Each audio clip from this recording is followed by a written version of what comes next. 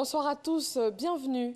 L'actualité est essentiellement marquée ce lundi 14 décembre par la prestation de serment du président de la Côte d'Ivoire, réélu à la faveur du scrutin présidentiel du 31 octobre dernier. Devant les membres du Conseil constitutionnel, le chef de l'État a juré sur la constitution ivoirienne.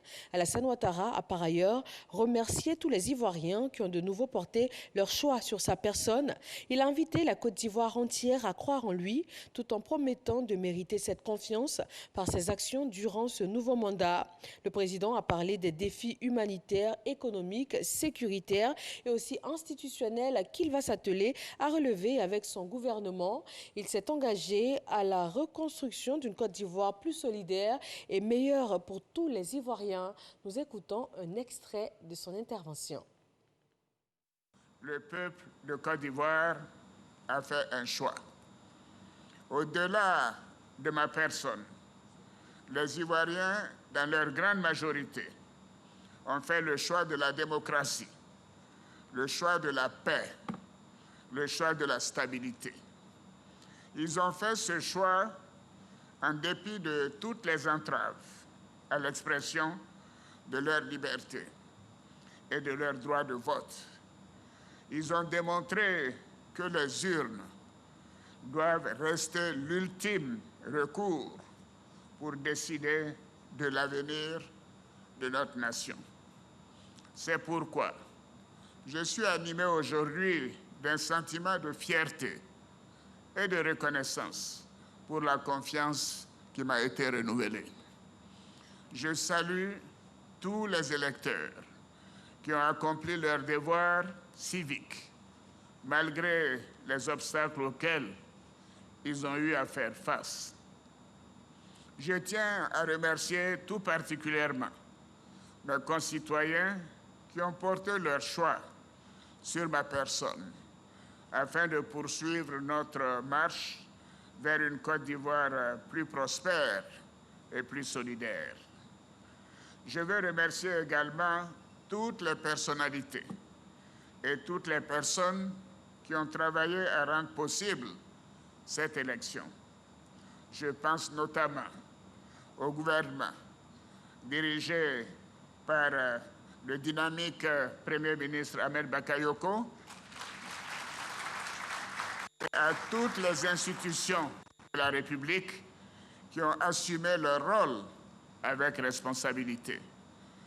À cet instant de mon adresse, j'ai une pensée toute particulière pour celui que j'aurais tant souhaité voir à ma place aujourd'hui.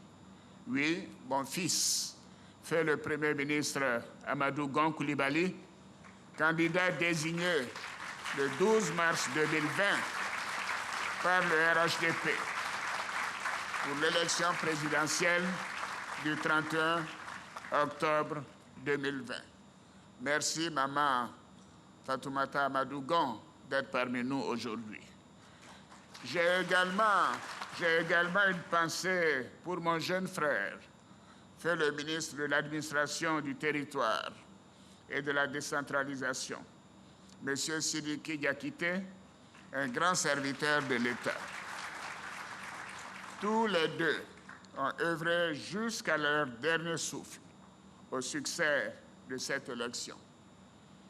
Excellences, honorables invités, Mesdames et Messieurs, mes chers compatriotes, les défis qui nous attendent sont nombreux.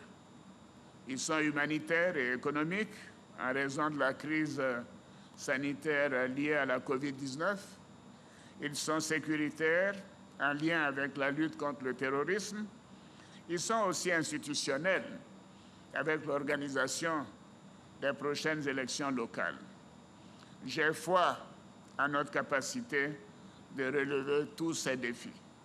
Nous devons travailler sans relâche dans le respect de la Constitution, des lois de la République, ainsi que dans le respect de nos institutions, dans l'intérêt de nos compatriotes qui aspirent à vivre en paix.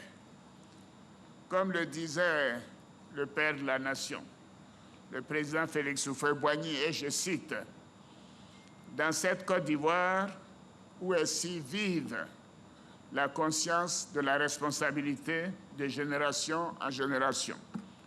La fierté veut que chacun de nous laisse à la génération future davantage qu'il n'a reçu. Pour ma part, je renouvelle mon ambition de construire avec tous mes compatriotes, sans exclusion, une Côte d'Ivoire plus solidaire pour un avenir meilleur pour tous les Ivoiriens. Vive la République, vive la Côte d'Ivoire. Et voilà, le président Alassane Ouattara est déjà à la tâche. Il a annoncé dans les jours à venir la création d'un ministère de la réconciliation nationale. Il a invité le Premier ministre Ahmed Bakayoko à reprendre les discussions avec les partis politiques en vue notamment des législatives prévues d'ici la fin du premier trimestre 2021. Merci de toujours nous suivre sur RTI 1. Je vous retrouve à 20h. Tout de suite, l'actualité dans nos régions.